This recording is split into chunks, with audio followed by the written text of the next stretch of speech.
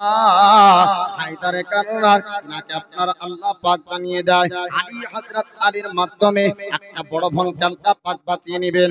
বড় ভুল আপনার সংশোধন হবে।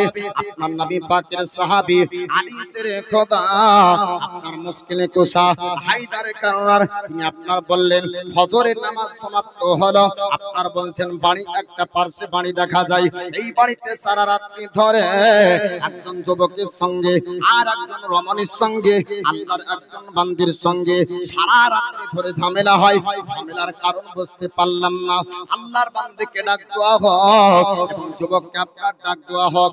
আল্লাহর বান্দিকে আপনার ডাক দেওয়া হলো এবং যুবক ব্যক্তিকে আপনার ডাক দেওয়া হলো। আমিরুল মুমিনিন আপনার নবীর সাহাবী হযরত আলী শেরে খোদা আল্লাহর ওলি তিনি আপনার বলতেছেন, ও আল্লাহর বান্দি একটা কথা তোমাকে জিজ্ঞেস করতে চাই, একটা কথা জানতে চাই। সারা রাত্রির মধ্যে তোমাদের ঝামেলা চলছিল, সারা রাত্রির মধ্যে ঝামেলা হওয়ার কারণটা বুঝতে পারলাম না। আপনার আল্লাহর বান্দির চোখ দিয়ে আপনার পানি ঝরতে লাগলো। আপনার নবীর সাহাবী বললেন, ও আল্লাহর বান্দি কান্নাটা বন্ধ করে নাও, কান্নাটা বন্ধ করে দাও, কান্না আর করো না, রাত্রির ঝামেলাটা আমার সামনে একটু প্রকাশ করে জানিয়ে দাও। আল্লাহর বান্দি নবীর সাহাবীকে আপনার বলতে লাগলেন যে হে নবীর সাহাবী আমিরুল মুমিনিন আমাদের ঝামেলার কারণ কি জানতে চান? বলে আপনাদের ঝামেলার কারণ জানতে চাই। সারা রাত্রি ধরে ঝামেলা করতেছিল, কারণ কি বুঝতে পারলাম না। বলে হুজুর কি বলবো, আমাদের গতকালকে বিবাহ সম্পন্ন হলো, কিন্তু বিবাহ সম্পন্ন হওয়ার পর আমাদের স্বামী স্ত্রীর মিলন হলো না, স্বামী স্ত্রীর মধ্যে মহব্বত জাগলো না, আমার উপর অসন্তুষ্ট হয়ে গেল, আমার উপর সন্তুষ্ট না, এর জন্য সারা রাত্রি ধরে আমাদের ঝামেলা চলছিল। আমার নবীর সাহাবী হযরত আলী আপনার বলতে লাগলেন, ও আল্লাহর বান্দি শুনেন, আমি যেটা জিজ্ঞেস করব আমার কথার উত্তর তোমাকে দিতে হবে, আমি যেটা জানতে চাইবো আমাকে সত্য কথা বলতে হবে। আল্লাহর বান্দি বলল, ওগো আমিরুল মুমিনিন হুজুর আপনি যেটা জানবেন, আপনি যেটা জিজ্ঞেস করবেন আপনাকে সত্য কথা বলবো, আপনাকে মিথ্যা কথা বলবো না। বলে হুজুর আপনি কি জানতে চান, আপনি কি জিজ্ঞেস করতে চান, একটু আমাকে জিজ্ঞেস করেন। আপনার নবীর সাহাবী আমিরুল মুমিনিন হযরত আলী শেরে খোদা বললেন, ও আল্লাহর বান্দি একটা কথা বহু পূর্বের কথা মনে করে দেখো, তোমার একটা পুরুষের সঙ্গে একটা যুবকের সঙ্গে তোমার একদিন জিনা হয়েছিল, আজ থেকে প্রায় কমবেশ 25 থেকে 26 বছর পূর্বে, বলো কথাটা ঠিক নাকি? আল্লাহর বান্দি বলল, হুজুর পৃথিবীর জমিনে আজ পর্যন্ত কথা প্রকাশ হলো না, আজ পর্যন্ত দুনিয়ার মানুষ জানলো না, আজ পর্যন্ত কাউকে আমি ঘটনাটা বললাম না। এক আল্লাহ পাক আমার মধ্যে আমার মায়ের মধ্যে ঘটনাটা ছিল, হুজুর একটু জানিয়ে দেন, আপনি একটু বলে দিন, আপনি কেমন করে জানলেন, আপনি কেমন করে বুঝতে পারলেন? আল্লাহর বান্দি এইরকম কথা বলে আমার নবীর সাহাবী আলী শেরে খোদা আপনার বলেছিলেন, আল্লাহর বান্দি বল বল তোর মধ্যে কি জিনা হয়েছিল না, তোর সঙ্গে কি জিনা হয়েছিল না, এক যুবকের সঙ্গে তোর প্রেম ভালোবাসা কি হয়েছিল না? ওই ব্যক্তি বলল, হুজুর আমার সঙ্গে এক যুবকের প্রেম ভালোবাসা হয়েছিল, আমার আব্বার কাছে প্রস্তাব পাঠানো হয়েছিল, আমার আব্বা আপনার বিবাহ হতে রাজি হয়েছিল না, বিবাহ হতে আপনার মত ছিল না। আমিরুল মুমিনিন আলী শেরে খোদা বললেন, ও আল্লাহর বান্দি যখন বিবাহ হতে রাজি হলো না তখন তুই কি করেছিলি একটু জানিয়ে দে। আল্লাহর বান্দি বলল, হুজুর আমার মায়ের কাছে আমার মার কাছে কথাগুলা আমি খুলে খুলে বললাম, আমার মার কাছে কথাগুলা জানিয়ে দিলাম। ওই পরপুরুষের সঙ্গে যুবকের সঙ্গে আমার জেনা হওয়ার পর আমার গর্ভে একটা সন্তান চলে এসেছিল। আমার নবীর সাহাবী হযরত আলী শেরে খোদা মুশকিল কুশা আপনার হায়দারে কাররার বললেন, ও আল্লাহর বান্দি ওই সন্তানটা কি তোর প্রসব হয়নি, সন্তানটা কি ভূমিষ্ঠ হয়নি, সন্তানটা কি জন্ম হয়নি? আল্লাহর বান্দি বলল, হ্যাঁ হ্যাঁ আমার সন্তান তো প্রসব হয়েছিল, আমার সন্তান ভূমিষ্ঠ হয়েছিল, আমার সন্তানের জন্ম হয়েছিল। আমার নবীর সাহাবী হযরত আলী শেরে খোদা আপনার মুশকিল কুশা হায়দারে কাররার তিনি আপনার বলেছিলেন, আল্লাহর বান্দি, সন্তান কোথায় ভূমিষ্ঠ হলো, সন্তান কোথায় প্রসব হলো, সন্তান কোথায় জন্ম হলো, একটু তুই জানিয়ে দে। আল্লাহর বান্দি বলল, হুজুর পাহাড়ের কিনারায় আমার মাকে সঙ্গে নিয়ে গেলাম। পাহাড়ের কাছে যাওয়ার পর আমার সন্তান প্রসব হয়েছিল, আমার সন্তান ভূমিষ্ঠ হয়েছিল। আমিরুল মুমিনিন আলী শের খোদা আপনার মুশকিল কুশা হায়দারে কারনার বললেন, আল্লাহর বান্দী শোন শোন, সন্তান ভূমিষ্ঠ হওয়ার পর তুই কি ওই জায়গা থেকে চলে আসছিলি না? আল্লাহর বান্দী বলল, হুজুর আপনি কেমন করে জানলেন, আপনি কেমন করে বুঝলেন, আপনি কেমন করে জানতে পেরেছেন? আপনার নবীর সাহাবী আপনার বলেছিলেন, ও আল্লাহর বান্দী আমি যেমন করে জানতে পারি নাকি, তুই একটা কথা বল ঠিক কিনা একটু জানিয়ে দে। আল্লাহর বান্দী বলল, আপনি যেটা জানতে চাইছেন আপনার সত্য কথা। আমি প্রসব যখন বাচ্চা হয়ে গেল, বাচ্চা ভূমিষ্ঠ হওয়ার পর ওই জায়গা থেকে আমি বাড়ির দিকে রওনা হতে লাগলাম। আপনার আমিরুল মুমিনিন নবীর শ্রেষ্ঠ সাহাবী হযরত আলী বললেন, ও আল্লাহর বান্দী, ওরে আল্লাহর বান্দী শোন শোন, যখন তুই বাড়ির দিকে যাচ্ছিলি তখন আপনার কুকুর কুত্তা দেখতে পাচ্ছিলে কিনা বল? বলে, হুজুর আপনি পুরো ঘটনাটা মুখস্থ করে রেখে দিয়েছেন, আপনি কেমন করে বলতে পারছেন? আপনার আমিরুল মুমিনিন নবী সাহাবী আল্লাহর ওলি আপনার বলতে লাগলেন, ওরে আল্লাহর বান্দী শোন শোন, যখন কুকুর কুত্তা যাওয়াটা তুই দেখতে পালি তখন তুই কি করলি একটু জানিয়ে দে। বলে, হুজুর গো আমার মধ্যে ভয় চলে আসলো, আমার মধ্যে চিন্তা আসলো, হয়তো বাচ্চাটাকে খেয়ে নিবে।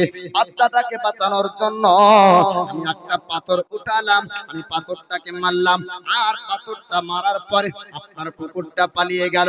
আল্লাহর ওলি নবীর সাহাবী হযরত আলী শের খোদা মুশকিল কুশা হায়দারে কারনার বলেছিলেন, আল্লাহর বান্দী শোন শোন, ওই পাথরটা কোনো কুকুরকে লেগেছিল না, ওই পাথরটা তোর ছেলের পেশানিতে লেগেছিল।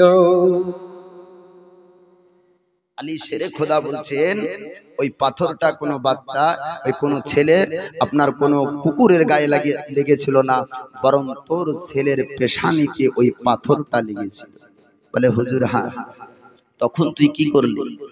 আল্লাহর বান্দী বলছে, হুজুর যখন পেশানিতে লাগলো, পেশানি থেকে রক্ত বের হতে শুরু হলো, পেশানি থেকে যখন খুন বের হয়, আমি তো দৌড়তে লাগলাম।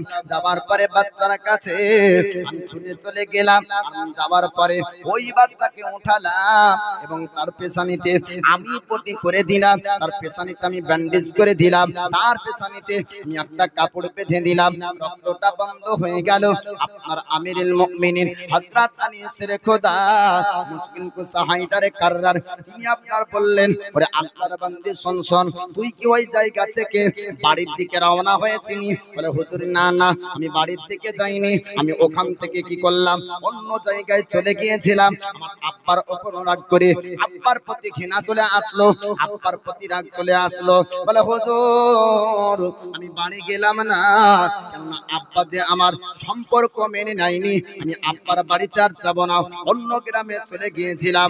আপনার নবীর সাহাবী হযরত আলী শের খোদা মুশকিল কুশা হায়দারে কাররার তিনি বলেছিলেন, ওরে আল্লাহর বান্দী শোন শোন, তুই একটা গ্রামে চলে গিয়েছিলি, আর ওই রাস্তা দিয়ে একটা কাফেলা মানুষ আসছিল, আর তোর বাচ্চার কান্নার শব্দ তাদের কান পর্যন্ত গিয়েছিল, আর ওই মানুষগুলা যাবার পরে বাচ্চাটাকে উঠিয়েছিল, ওই বাচ্চাটাকে নিয়ে যাওয়ার পরে ওই বাচ্চা নিয়ে গিয়ে আপনার প্রায় কমবেশ 25 বছর ধরে লালন পালন করে। কত বছর বললাম? 25 বছর। 25 বছর আপনার কেটে গিয়েছিল, আর 25 বছর কেটে যাওয়ার পর ওই বাচ্চাটা বিবাহর উপযুক্ত হয়েছিল। গ্রামবাসীরা আপনার চিন্তা করলো, এই যুবকের বিবাহ কোথায় দেওয়া যায়? আর তুই এক নয় দুই নয় 25 বছর ওই গ্রামে ছিলি, তোর বিবাহ দেওয়ার জন্য গ্রামের মানুষ চিন্তিত হয়েছিল। ওরে আল্লাহর বান্দী, তুই কি দেখতে চাস 25 বছর পূর্বে তোর হারিয়ে যাওয়া সন্তান পাহাড়ে ফেলা সন্তান আর পৃথিবীর জমিনে কোন জায়গায় আছে তুই কি দেখতে চাস, তুই কি জানতে চাস? আল্লাহর বান্দী বলল, হুজুর আমার ফেলে দেওয়া ওই বাচ্চাকে আজ কেমন করে দেখবো, হারিয়ে যাওয়া বাচ্চাকে কেমন করে দেখবো, ওই পেশানি আপনার খাওয়া বাচ্চা আজকে কেমন করে দেখবো? আমিরুল মুমিনিন হযরত আলী শেরে খোদা বলেন, ও আল্লাহর বান্দী শোন শোন শোন, আজ থেকে 25 বছর পূর্বের হারিয়ে যাওয়া সন্তান আজকে পৃথিবীর জমিনে আর কোন জায়গায় না, আর কোন জায়গায় না, তোর সামনে যে দাঁড়িয়ে আছে তোর হারিয়ে যাওয়া ওই সন্তান। জোরে বলো সুবহানাল্লাহ। 25 বছর পূর্বের খবর নবীর সাহাবী হওয়া সত্ত্বেও জানতে পারছেন, আল্লাহ পাক জানার শক্তি দিয়েছেন। জোরে বলুন সুবহানাল্লাহ সুবহানাল্লাহ। যদি কোন মানুষ বলে যে নবী গায়েব জানে না, ওটা মানা যায়। নবীর সাহাবীকে আল্লাহ এ শক্তি এ ক্ষমতা দান করেছেন যে 25 বছর পূর্বের ঘটে যাওয়া ঘটনা আলী শেরে খোদা মুশকিলে কুশা হায়দারে কাররার তিনি জানতে পাচ্ছেন। এ পাওয়ার আল্লাহ দিচ্ছেন।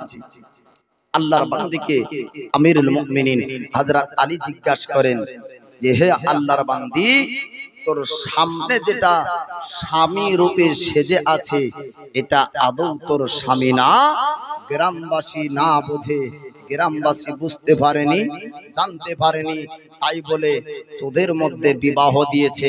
25 বছর সেও ওই গ্রামে ছিল, 25 বছর তুইও ওই গ্রামে ছিলি। গ্রামবাসীরা চিন্তা করলো এরও কেউ নাই আর তোরও কেউ নাই, তার জন্য তোদের বিবাহ দিয়েছে। আল্লাহ পাক তোদের বিবাহকে কবুল করেনি। মা সন্তানের মধ্যে কোনোদিন বিবাহ হতে পারে না কিয়ামত পর্যন্ত। আল্লাহর পক্ষ থেকে ইলহাম হলো, আল্লাহ পাক আল্লাহ তাআলা আমাকে জানিয়ে দেয় এই সম্পর্ক যেটা অবৈধ সম্পর্ক আপনার বেঁধেছে, এটা সম্পর্ক আদৌ না, আল্লাহর দরবারে কবুল হয়নি। তাই তোদের সম্পর্কটা নষ্ট করা, ভেঙে দেওয়ার জন্য আল্লাহ আমার উপর ইলহাম জারি করেছে। আমি আল্লাহর পক্ষ থেকে, আমি আল্লাহর ইলহাম পাওয়ার পরে তোদের এই সম্পর্ককে আলাদা করতে চাই। তোর এই সন্তানকে নিয়ে তুই বাড়ি যা, এ তোর স্বামী না। জোরে বলুন সুবহানাল্লাহ সুবহানাল্লাহ। এ হলো আলী শেরে খোদা মুশকিলে কুশা হায়দারে কাররার। ইনি হচ্ছেন মারিফাতের বাদশা। জোরে বলুন সুবহানাল্লাহ। আর বর্তমানের কিছু ফকিরি মানুষ বলছে ওরা মারিফাতে বলে শরিয়াতে নামাজ আছে আর মারিফাতে নামাজ নাই। এ হলো ভন্ডার ভন্ডা। হ্যাঁ, এ হলো ভন্ডার ভন্ডা। শরিয়াতের নামাজ আর মারিফাতের নামাজ আর তারিকাতের নামাজ কিছু আলাদা না। আপনার কোরআন ও হাদিস নিয়ে শরিয়াত, কোরআন ও হাদিস নিয়ে আপনার মারিফাত, কোরআন ও হাদিস নিয়ে তারিকাত, কোরআন ও হাদিস নিয়ে আপনার হাকিকাত। অতএব আপনার মারিফাতের বাদশা আলী শেরে খোদা জীবনে তার নামাজ কাজা নাই বাপ।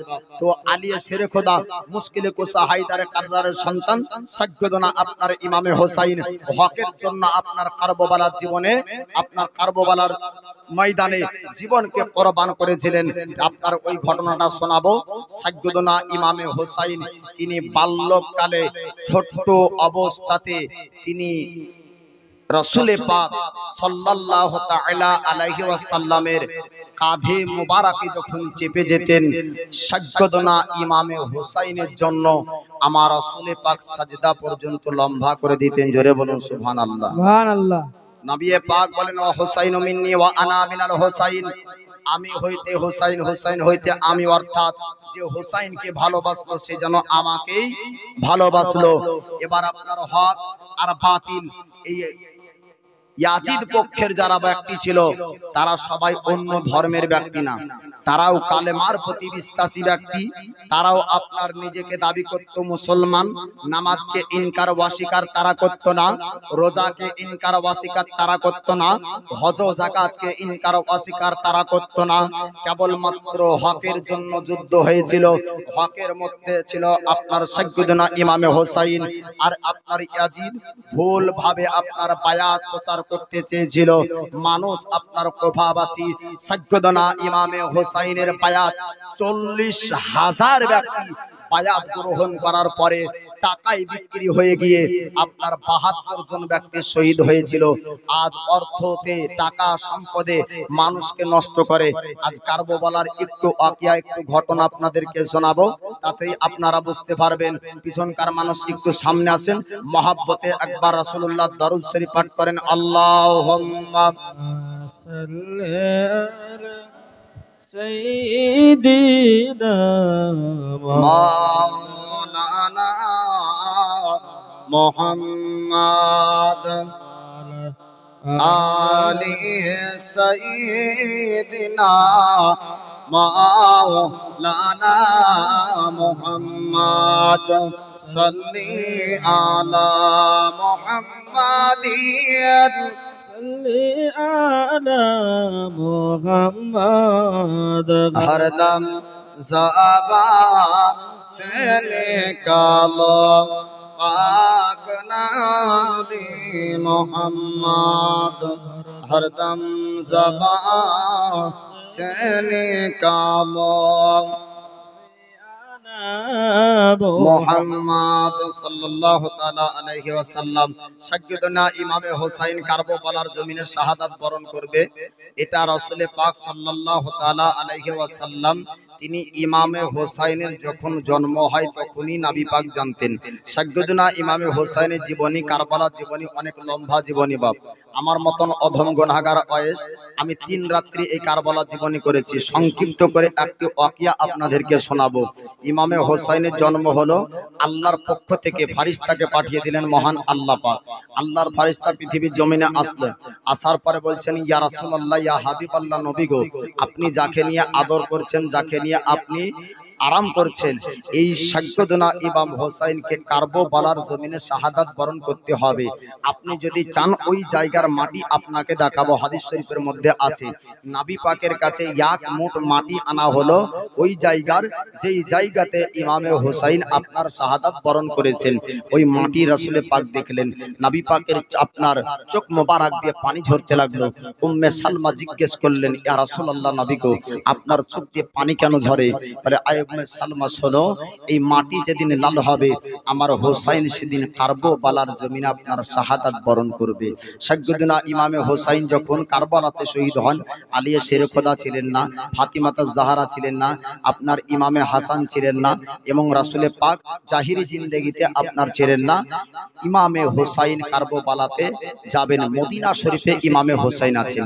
কুফা থেকে শতাধিক চিঠি আপনার মদিনা পর্যন্ত তারা পাঠিয়েছিল, যে ইমামে হোসাইনকে ডেকেছিল তারা, যে হুজুর আপনি আসুন, আপনার হাতে আমরা বায়াত গ্রহণ করতে চাই, আপনার হাতে হাত রাখতে চাই, আপনাকে আমরা আমির বলে মানতে চাই, ওই গুনাহগার ইয়াজিদকে আমরা মানব না। জোরে বলুন সুবহানাল্লাহ।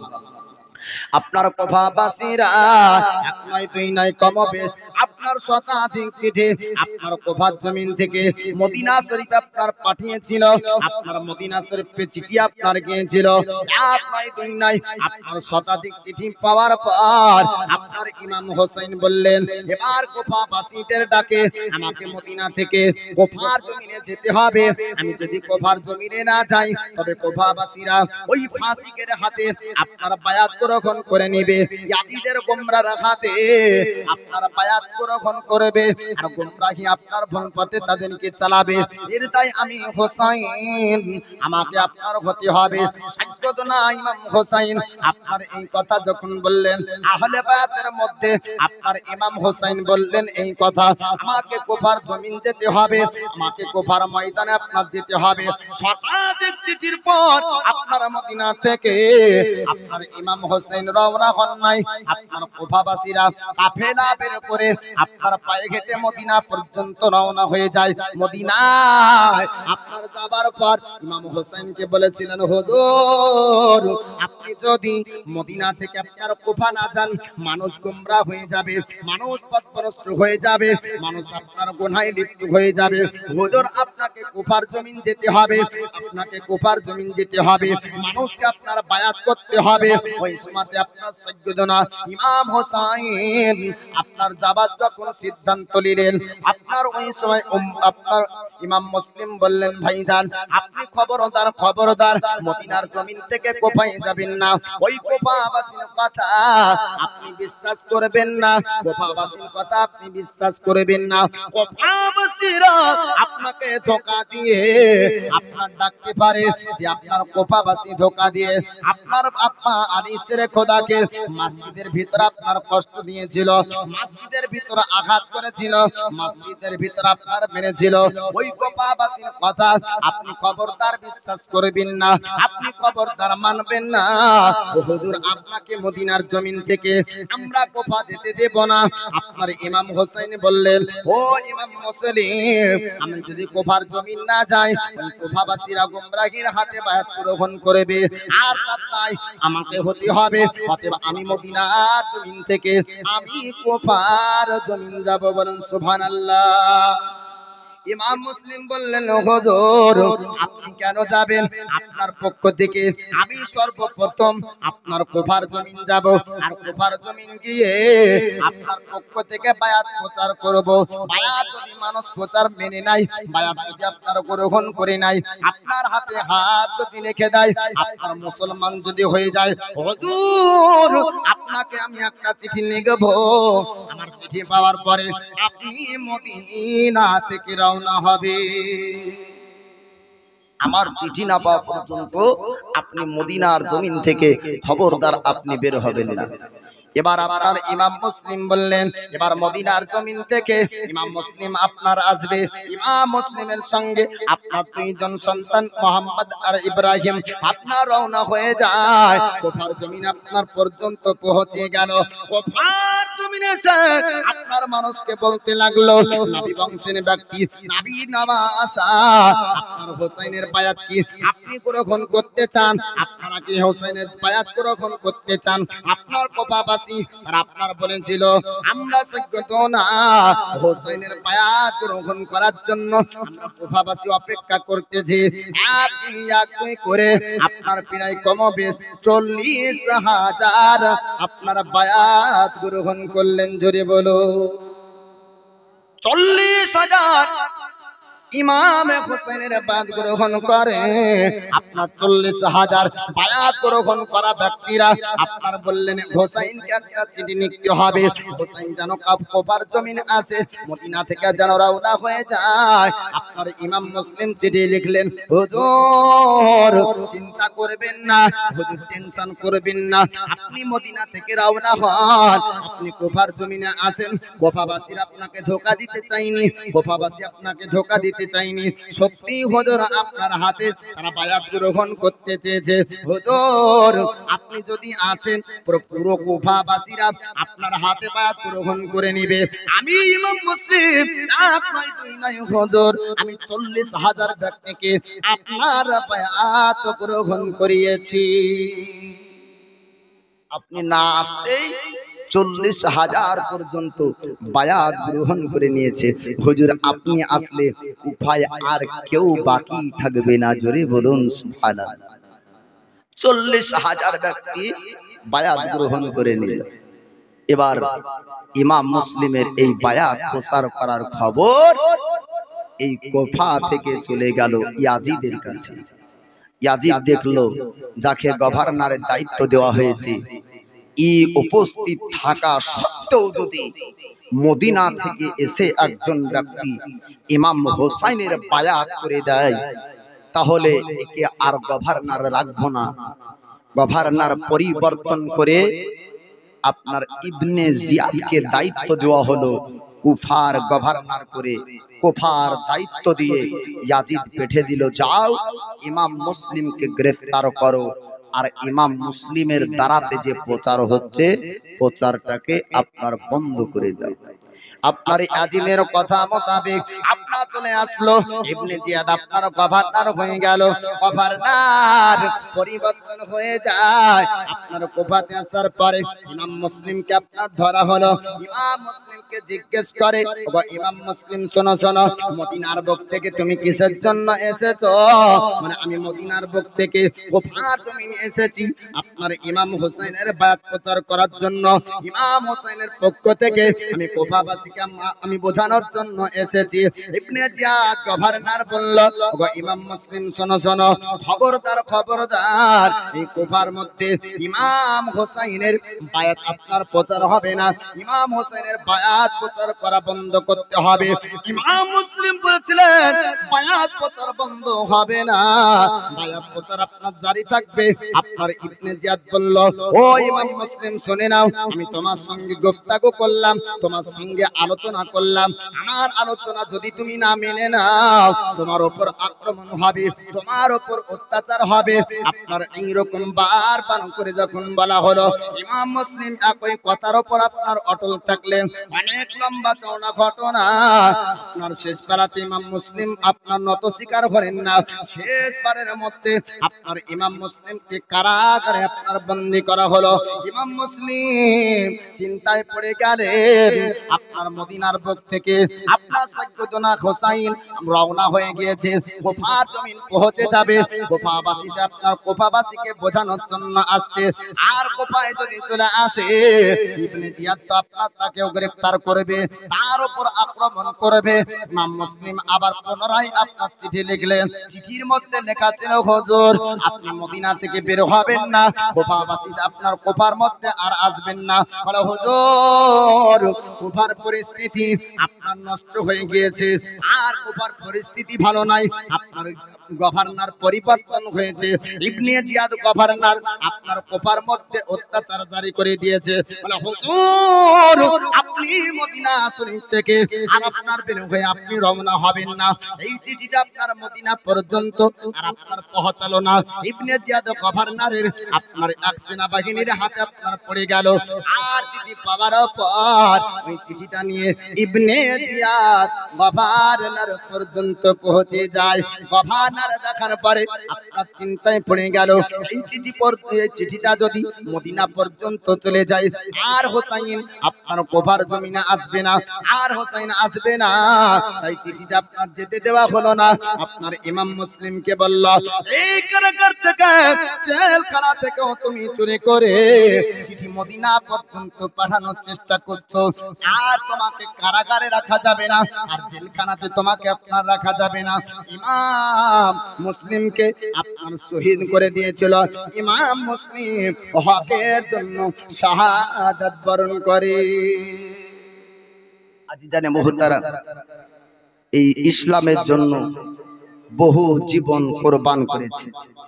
জাঙ্গে মোতা, জাঙ্গে খাইবার, জাঙ্গে হুনায়ন, জাঙ্গে আপনার কারবালা, জাঙ্গে খন্দক, জাঙ্গে বদর, জাঙ্গে উহুদ, হাজার হাজার লক্ষ লক্ষ যুবক, বৃদ্ধ, সাহাবীরা জীবনকে কোরবান করেছে। আমাদের মতন কমজোর ইমানদার মুসলমানকে যদি ওই পরীক্ষায় দেওয়া হতো, আমরা পাশ করতাম? বা একটু বলেন না, পাশ করতে পারতাম? পারতাম না, আমরা ফেল করে যেতাম। সেই যুগের মুসলমান ফেল করে গিয়েছিল। ৭২ জন কারবালাতে শহীদ হয়েছেন, আর ৪০,০০০ এর পূর্বেই বায়াত গ্রহণ করে রেখেছে। তারপরেও সংখ্যায় ৭২ জন, সবাই ফেল, অর্থে টাকাতে বিক্রি হয়ে গিয়েছিল। বাপ, আপনাদের কাছে বলবো, মান বানা লিল্লাহি মাসজিদান বানাল্লাহু লাহু বাইতান ফিল জান্নাহ। মসজিদকে ভালোবেসে আল্লাহর প্যারা বান্দা নবীর ইশক ও মহব্বতে পাক পাঞ্জাতনকে ভালোবেসে পাক পাঞ্জাতনের মহব্বতে একজন ব্যক্তি ১০০০ টাকা দেনেওয়ালা, একটু থাকেন তো, চট করে বলেন তো। আমি আপনাদের পরিচিত বক্তা, আপনাদের পরিচিত মাওলানা, আপনাদের পরিচিত ব্যক্তি। বেশিক্ষণ এই লাউড স্পিকারে থাকবো না। এই জীবনটা, এই ঘটনাটাই শেষ করব, সামনের দিকে আলোচনা নিয়ে যাব। আমার পরে আমন্ত্রিত বহিরাগত ২ জন বক্তা তিনারা রয়েছে। এ অধম গুনাহগারের ওয়াজ মিলাদে, ফাতিহাতে, জলসাতে, জুলুসে বহু আপনারা শুনেছেন। আমার ওয়াজ করার মূল উদ্দেশ্য নয়, আপনাদের কাছে এই চেহারা, এই মুখখান নিয়ে এসেছি। এই মুখ আপনারা অনেকবার দেখেছেন। জি, কিছুক্ষণ আলোচনা করেই বক্তা চলে আসবে। একজন ব্যক্তি আল্লাহর প্যারা বান্দা, মসজিদের জন্য কি হয়েছে? আবু তাহির সুবহানাল্লাহ। এই দেখেন নারায়ে তাকবীর, নারায়ে রিসালাত, মাসলাকে আলা হযরত। এই দেখেন আবু তাহির 1000 টাকার দাতা, বলেন জিন্দাবাদ সুবহানাল্লাহ। আল্লাহ তার দানকে কবুল করুক, আমিন ইয়া রাব্বাল আলামিন। জি কমিটির লোক আনাচে কানাচে আর থাকেন না, এখানে আসেন, আপনাদের দরকার আছে। মা ও বোনেরা দেখেন, পিছন থেকে মা ও বোনেরা দিবে। কোন যোগ্য বাপের যোগ্য বেটা, আল্লাহর প্রতি ভরসা রাখুন, আপনার জি রোজগারে বরকত দিবে, হায়াতে বরকত দিবে। একজন ব্যক্তি একবার হাত উঠিয়ে বলেন তো, কোন যুবক 1000 টাকা দিনে বলা? জি গতকালকে এলাকাতে পানি হয়নি, হয়েছে? পানি হয়নি। লালগুলা আষাঢ়ি দহাতে জালসা ছিল, যেমনই 15 মিনিট ওয়াজ হয়েছে, ঝড় পানি শুরু। ঝড় পানিতে জালসা ভেঙে যাবে, 15 মিনিট পর আবার জালসা শুরু হলো। মাহফিলে মানুষ আসছে না। জানি না ইসুর পাড়ার মানুষ আজকে কি ব্যাপার, জালসাতে এই মানুষ নাই, জিলাপি খাচ্ছে না, ঝালবাড়া খাচ্ছে না, কি করছে না, পাপড় ভাজা খেয়ে বেড়াচ্ছে। কি নাম? সুবহানাল্লাহ সুবহানাল্লাহ। এই দেখেন নারায়ে তাকবীর, নারায়ে রিসালাত। আবুল কালাম 1000 টাকার দাতা, বলেন জিন্দাবাদ সুবহানাল্লাহ। এই মসজিদ অনেক উন্নতি আপনারা করেছেন। এই গ্রাম আমার জানা আছে, এই গ্রামের মানুষ 50,000 টাকার চাকরি কেউ করে না। দিন মজুরি খাটা গ্রাম, মনীষ খাটা গ্রাম, চাষবাস করা গ্রাম। এই গ্রামের মানুষ আল্লাহর রহমতে, খোদার দয়াতে আপনার বহু দান করেছে।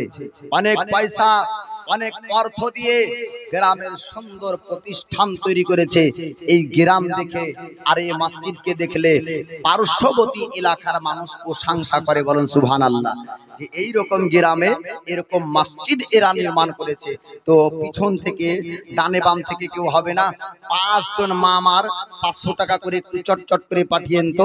পাক পাঞ্জাতনের মহাব্বতে, পাক পাঞ্জাতন বলা হয় আপনার রাসূলে পাক আলী শেরে খোদা, ফাতিমা তাজ-জাহরা, ইমামে হাসান ও ইমামে হোসাইন, 5 জন ব্যক্তিকে বলা হয় পাক পাঞ্জাতন। পাক মানে হলো পবিত্র, পাঁচ মানে হলো 5, আর তান মানে হলো শরীর।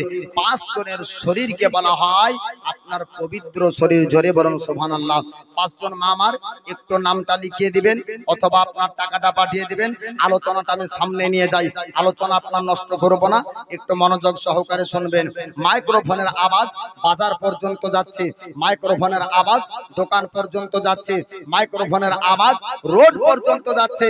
এই গ্রামের অনেক যুবক ভাই আছে, আমি জানি। ওই সমস্ত যুবক ভাইদেরকে বলবো, কেরালা খাটা, গুজরাট খাটা, মুম্বাই খাটা, পুনাতে, হায়দ্রাবাদ, অনেক জায়গাতে গিয়েছেন, কাজ করেছেন। একদিন 2 দিনের মেহনতকে আজ পবিত্র মসজিদে দান করতে হবে। যুবক ভাই আপনারা একটু নেক নিয়াত করে আসুন, আমি আলোচনা সামনে নিয়ে যাই। ইমাম মুসলিমকে আপনার শাহাদাত বরণ শহীদ করা হলো। এবার ইমাম মুসলিমের 2 সন্তানকে রেখে আপনার তিনি শহীদ হলেন। কাজী সাহেব যার বাড়িতে রাখা হয়েছিল তিনি চিন্তায় পড়ে গেলেন। তিনি হচ্ছেন নবী প্রেমিক ব্যক্তি। জোরে বলুন সুবহানাল্লাহ। ইবনে জিয়াদ গভর্নরকে বলা হলো, আপনি ইমাম মুসলিমকে শহীদ করলেন, কিন্তু তারই 2 সন্তানকে নিয়ে আসা হয়েছে কুফার জমিনে। যদি এই কুফার জমিনে তাদেরকেও যদি শহীদ না করে দেন, কতল না করে দেন, তবে পরবর্তীতে পাপের বদলা সে নিতে পারে। ইবনে জিয়াদ গভর্নর পুরস্কার এলান করলো। আপনার কুফার জমিনে চতুর্দিকে আপনার এলান হলো, যদি মোহাম্মদ ইব্রাহিম মদিনা থেকে আসা 2 বালক ব্যক্তিকে, 2 আপনার বাচ্চা ছেলেকে যে আপনার ধরতে পারবে, গ্রেফতার করতে পারবে, ইনাম পুরস্কার আপনার দেওয়া হবে। ইনাম পুরস্কারের কথা যখন এলান করলো, চতুর্দিকে আপনার এলান হয়ে যায়। আপনার যার বাড়িতে ইমাম মুসলিম 2 সন্তান রেখেছিলেন, সেই ব্যক্তি আপনার চিন্তায় পড়ে যায়, নবী বংশের ব্যক্তিকে আজ যদি আমার বাড়িতে হেফাজত না রাখতে পারি, নবী বংশের ব্যক্তিকে আমি যদি বাঁচাতে না পারি, কিয়ামতের দিন আমি হিসাব দিতে পারবো না। 2 বালক 2 বাচ্চাকে আপনার বলা হলো, ও নবী বংশের ব্যক্তি, তোমরা শুনে নাও, শুনে নাও, খবরদার খবরদার, আপনার কিয়ামতের দিন আল্লাহর নবীকে বলবে না যে আমি তোমাদেরকে বাড়িতে রাখিনি, পরিস্থিতি তোমাদেরকে রাখতে দেয় না, তোমাদেরকে মদিনায় চলে যেতে হবে। মদিনা মদিনায় তোমাদেরকে পার হতে হবে।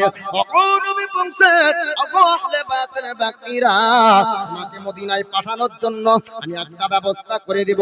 রাত্রি বেলাতে একটা কাফেলা যাবে কুফার জমিন থেকে মদিনা পর্যন্ত।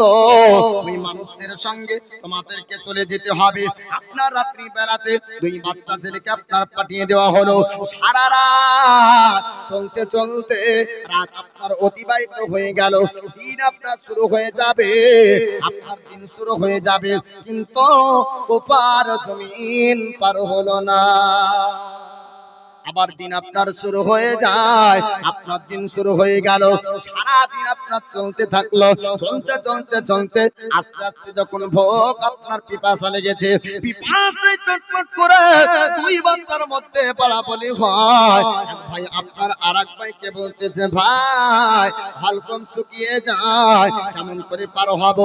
আর যে চলতে পারি না, আর যে শরীর আমার চলে না, আর পা চলে না, আমাকে পিপাসা লেগেছে, পানি পান করতে হবে, পিপাসাকে আপনার নিবারণ করতে হবে। পিপাসা যদি নিবারণ না করতে পারি, পিপাসার জন্য হালকম শুকিয়ে যাচ্ছে, আর আমি চলতে পারবো না, আমার চলার শক্তি হারিয়ে ফেলেছি।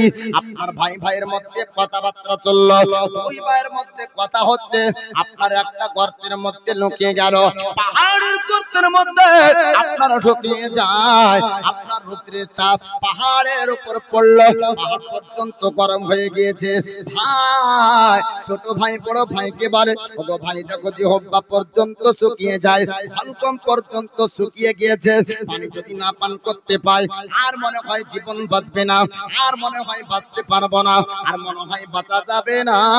ওগো ভাই একটু বের হয়ে যান, একটু পানির ব্যবস্থা করুন। বড় ভাই ছোট ভাইকে আপনার সান্ত্বনা দেয়, ওগো ভাই কেমন করে পানি আনবো? পুরো কোপার মধ্যে আপনার এলান হয়ে গিয়েছে, পুরো কোপাবাসীর মধ্যে কোন ব্যক্তি যদি আপনার দেখতে পায় আর আমাদেরকে রাখবে না। আমাদের চেহারার মধ্যে এমন একটা সৌন্দর্য ভরা আছে, কোপাবাসীরা যদি একবার দেখে নাই তাহলেই সঙ্গে সঙ্গে আপনার চিনতে পারবে। কেননা নবী বংশের মধ্যে আল্লাহর পক্ষ থেকে সুন্দর আপনার চেহারা আল্লাহ পাক দান করেছেন। জোরে বলুন সুবহানাল্লাহ। আলা হযরত তিনি বলেছেন, তেরি নসলে পাক মে হে বাচ্চা বাচ্চা নূর কা, তু হে আইনে নূর তেরা, সব ঘরানা আপনার নূর কা। আলা হযরত তিনি আপনার বলেছেন, আল্লাহর নবীকে মহান আল্লাহ পাক পৃথিবীর জমিনে নূরের নবী করে আপনার জগতের বুকে পাঠিয়েছেন। আল্লাহর নবীর বংশে যতদিন কিয়ামত পর্যন্ত আসবে আপনার চেহারার মধ্যে সৌন্দর্য থাকবে। আল্লাহর নবীর বংশের মধ্যে চেহারাতে আল্লাহ পাক নূর দান করবে। ইমাম মুসলিমের দুই সন্তান আপনার পাহাড়ের মধ্যে বলাবলি করে, ভাই যদি একবার বের হয়ে যায়, আমাদের চেহারা যদি একবার দেখে নাই, কোফাবাসীরা চিনতে পারবে আমরা কোফার ব্যক্তি না, আমরা সোনার মদিনার ব্যক্তি। আমাদের চেহারা যদি একবার কুফার মানুষ দেখে নাই, তাহলে বুঝতে পারবে এই বাচ্চা কুফার না, এই বাচ্চা হলো মদিনার। আর যদি একবার চিনে নাই, তাহলে সঙ্গে সঙ্গে ইবনে জিয়াদ গভর্নরের কাছে নিয়ে চলে যাবে, আমরা আর বাঁচতে পারবো না। তবু আপনার ছোট ভাই বারবার করে বলল, ভাই একটু একটু পানির ব্যবস্থা করতে হবে। বড় ভাই আপনার কথা মোতাবেক বের হয়ে আপনার যেমন দেখতে যাবে, রাত পাপির হাতে পড়ে গেল। পাপি জিজ্ঞেস করলো, তোমাদের বাড়ি কোথায় একটু জানিয়ে দাও। কিন্তু নবী বংশের ব্যক্তিরা জীবন বাঁচানোর জন্য দুনিয়ার বুকে একটাও মিথ্যা কথা বলবেন না। জোরে বলো, নবী বংশের ব্যক্তি মিথ্যা কথা বলে জীবন বাঁচাবে না। ইমাম মুসলিমের দুই সন্তান বলল, আমাদের বাড়ি হলো আপনার সোনার মদিনা, আমার পিতার নাম হলো ইমাম মুসলিম, আমরা হলাম নবী বংশের ব্যক্তি, আমরা সোনার মদিনা থেকে এসেছি। কোফা জমিনে আপনার কোফাবাসীরা, কোফা ইবনে জিয়াদ গভর্নর আমার আব্বা ইমাম মুসলিমকে কতল করেছে, শহীদ করেছে, শাহাদাত বরণ করে দিয়েছে। আমার আব্বা শহীদ হয়ে গিয়েছে, তার জন্য আমরা মদিনার রাস্তা ধরেছি, আমরা মদিনা পর্যন্ত যাব। আমরা মদিনায় যদি চলে যাই আর কোফাবাসী মারতে পারবে না। এই পাপী ব্যক্তি চুলের মুঠি ধরলো, ধরার পর আপনার ইবনে জিয়াদ গভর্নরের কাছে নিয়ে যায়। ইবনে জিয়াদকে বলতেছে, ও গভর্নর ইবনে জিয়াদ, আপনি এলান করেছেন পুরস্কারের, একটু পুরস্কারের ব্যবস্থা করে দিতে হবে, কেননা ওই দুইজন ব্যক্তিকে আমি ধরে এনেছি। তারা মদিনা পর্যন্ত পালিয়ে যেত, মদিনায় যাওয়ার জন্য তারা রাস্তায় পার হয়ে গিয়েছিল। আর পাহাড়ের গর্তের মধ্য থেকে আমি তাদেরকে বের করে আপনার কাছ পর্যন্ত আনলাম। এলান মোতাবেক আপনার পুরস্কার পাপি পেল। এবার ইমাম মুসলিমের দুই সন্তানকে ইবনে জিয়াদ গভর্নর আপনার কারাগারে বন্দী করলো, আপনার জেলখানায় বন্দী করে দিল। জেলখানায় বন্দী করে আপনার দুই সন্তান আপনার নবী বংশের ফল জান্নাতি আপনার ফলকে নূরের আপনার মানবকে সুন্দর চেহারার অধিকারী দুই আপনার বালককে কারাগার জেলখানাতে আপনার বন্দী করা হলো। আর বন্দী করার পর জেলখানার দারোয়ানকে দায়িত্ব দিল, এই কারাগারের দায়িত্ব তোমার উপর আপনার দেওয়া হলো। এই বাচ্চা ছেলে দুটো আপনার কারাগার থেকে যদি না বের হতে পারে, কারাগারের দায়িত্ব জেলখানার দায়িত্ব যেই ব্যক্তির মধ্যে দেওয়া হয়েছিল, যেই ব্যক্তিকে আপনার দেওয়া হয়েছিল, ওই ব্যক্তির অন্তরের মধ্যে আমার রাসূলুল্লাহর মহব্বত ভরা ছিল। যাকে দায়িত্ব দেওয়া ছিল তার অন্তরের মধ্যে আমার রাসূলুল্লাহর মহব্বত ভরা ছিল। ওই ব্যক্তি আপনার রাত্রি বেলাতে চিন্তায় পড়ে গেল, আজ পৃথিবীর জমিনে যদি নবী বংশের ব্যক্তিকে আপনার কারাগারে বন্দী করে রাখি, আর যদি বাচ্চা দুটোকে আমি কষ্টের মধ্যে রাখি, আল কিয়ামতের দিন আমাকে হিসাব দিতে হবে। আল কিয়ামতের দিন আমি হিসাব দিতে পারবো না, নবীর শাফাআত পাবো না। আর আল্লাহর নবী তিনি বলেছেন, আন আনাসিন আন্নান নবিয়্যা সাল্লাল্লাহু তাআলা আলাইহি ওয়াসাল্লাম ক্বালা শাফাআতি লি আহলিল কাবাইর মিন উম্মতি। আল্লাহর নবী পয়গম্বরে আযম আপনার হাদিসে বলেছেন যে আমার শাফাতের বাদাওলাতে আমার গুনাহে কাবিরা করে উম্মতি পর্যন্ত জান্নাতি। একবার জোরে বলুন সুবহানাল্লাহ। নবীর শাফাআত যদি কিয়ামতের দিন হয়ে যায়, ও ব্যক্তি আপনার জান্নাতি হয়ে যাবে। নবী আমার বলেছেন যে পৃথিবীর জমিনে যদি কোনো ব্যক্তি মসজিদকে নির্মাণ করে যায়, তাহলে আল্লাহ পাক খাস তার জন্য জান্নাতেই ঘর নির্মাণ করবে। জোরে বলুন সুবহানাল্লাহ। বাদরদি এক আল্লাহকে সন্তুষ্টি করার জন্য কিয়ামতের দিন আপনার জন্য আল্লাহ পাক যেন জান্নাতি স্পেশাল ঘর রাখেন। নবীর হাদিসে যেটা বলা হয়েছে, নবীর কথা মিথ্যা হবে না বাবা। আল্লাহ পাক বলেন, ওয়ামা ইয়ানতিকু আনিল হাওয়া ইন হুয়া ইল্লা ওয়াহিয়্যু ইউহা। আল্লাহ পাক তিনি বলেন যে নবী মন গড়া কিছু বলেন না, বরং ওটাই বলেন যেটা তাহার উপর ওহী করা হয়। বলুন সুবহানাল্লাহ। আমি এই আলোচনা যেখানে ছাড়লাম এখান থেকে আলোচনা আবারও শোনাবো বাপ। একজন ব্যক্তি খালি বলেন মসজিদের জন্য 1000 টাকা দেবেন। একজন নাম চট করে বলেন, বহুদিন এ মুখ আপনাদের সামনে আনেনি, অনেক দান আপনারা দিয়েছেন, আপনাদেরকে আমি না চিনহার লাই, 6 বছর কাটানো গিরাম আমার, আপনাদেরকে চিনি, আপনাদেরকে জানি, আপনারা দান করেন না এমনটাও নয়, দানও করেন। একজন ব্যক্তি যোগ্য বাপের যোগ্য বেটা আল্লাহর ঘর পবিত্র মসজিদের জন্য যেন আল্লাহ পাক আপনার রিজিকে বরকত দান করে, হায়াতে বরকত দান করে, ব্যবসা বাণিজ্যতে বরকত দান করে, খেতে খামারে আপনার বরকত দান করে, বালা মুসিবত থেকে যেন আল্লাহ পাক আল্লাহ তাআলা আপনাকে হেফাজত করে। নবী পাক বলেন, দুনিয়ার বুকে সাদকা করলে বালা মুসিবতকে আপনার দূর করে দেয়, বালা মুসিবত সাদকার মাধ্যমে দূর হয়ে যায়। আপনি দান করে আপনি মারা যাবেন, আপনি কবরে চলে যাবেন, আর দানের সওয়াবগুলি, দানের আপনার নেকিগুলি আপনার কবরে ঢুকতে থাকবে। আজিজানে মুহতারাম, এই রকম কোন যোগ্য বাপের যোগ্য বেটা আছে যার পিতার জন্য, মায়ের জন্য, দাদর জন্য 1000 টাকা আল্লাহর ঘর মসজিদে দেনেওয়ালা কেহ নাই? আগে পেছনে কেহ নাম? একজন ব্যক্তি 1000 টাকা দেন, 500 টাকা দেন খোদার ঘর মসজিদে, এরকম কেউ যদি থাকেন, অনেক যুবক ভাই আছেন বাইরে কাজ করতে যান, আল্লাহর প্রতি ভরসা রাখবেন যেন আল্লাহ আপনার বালা মুসিবত থেকে আপনাকে হেফাজত রাখুক। একজন ব্যক্তি এই পবিত্র মসজিদের জন্য মাত্র 1000 টাকা নিয়ে আসবেন। দেখিতে গম্বা দেখা যে রাত ডেকে নাও ইয়া রাসূলুল্লাহ, জোরে বলুন সুবহানাল্লাহ। দেখিব দু নয়নে তে মদিনা ইয়া রাসূলুল্লাহ, দেখিতে গম্বা দেখা যে রাত ডেকে নাও ইয়া রাসূলুল্লাহ, দেখিব দু নয়নে তে মদিনা ইয়া রাসূলুল্লাহ। যারা যারা নবী পাকের রওজায় হাজিরি দিল, যারা যারা নবী পাকের রওজায় হাজিরি দিল, শাফাআত ওয়াজিব তাদের উপর, শাফাআত ওয়াজিব তাদের উপর ঘোষণা ইয়া রাসূল। সুবহানাল্লাহ। এই দেখেন করিমপুরে রুবেল শেখ, নারায়ে তাকবীর, নারায়ে রিসালাত, মাসলাকে আলা হাজরাত। এই দেখেন ইসুরপাড়া বেলতলাপাড়া মসজিদের জন্য করিমপুর থেকে রুবেল 1000 টাকার দাতা, বলেন জিন্দাবাদ। 17 গফার নামে তুমি সব চেহে দাতা, মাফ করে দিও আল্লাহ যত গুনাহ খাতা। মসজিদের প্রতি তাহার মহব্বত ছিল, ছিল কিনা ছিল তা কোথানে বোঝা গেল। আহারে পেয়ারা বান্দা যদি না আসিত, মসজিদে কে 1000 টাকা দান করে যেত। আরো দোয়া করি আল্লাহ তাহারে জন্নতে সুখে শান্তি রে কমলা দোনো জগতিতে, আল্লাহুম্মা আমিন। আরেকজন ব্যক্তি নাই, তার জোড়া রুবেলের জোড়া, কি নাম? মাবুদ।